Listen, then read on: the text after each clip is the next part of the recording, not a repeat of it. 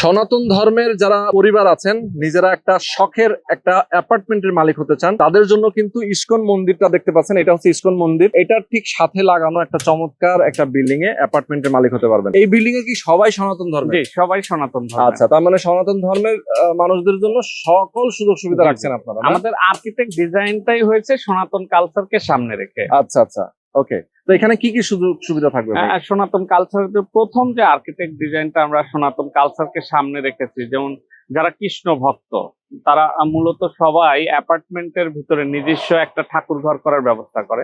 আমরা সেই অ্যারেঞ্জমেন্ট গুলো করেছি। আমার আর্কিটেক্ট যখন এটা ডিজাইন করেছে অ্যাপার্টমেন্টের ভিতরে লেআউট গুলো, তখন আর্কিটেক্ট ডিজাইনটা এমন ভাবে করা হয়েছে যাতে তারা যারা কৃষ্ণ ভক্ত তারা সাধারণত পশ্চিম মুখ হয়ে প্রার্থনা করে, ঠাকুরকে পূর্ব মুখ করে রাখে। আমরা ওইভাবেই সাইজ করে ঠাকুর ঘর রেখেই আমরা ডিজাইন গুলো করেছি। সেক্ষেত্রে আবার রুফটপেও আমরা যে ঠাকুর ঘরের ব্যবস্থা রেখেছি সেটাও আমরা স্টাডি করে দেখেছি তারা কিভাবে রাখবে।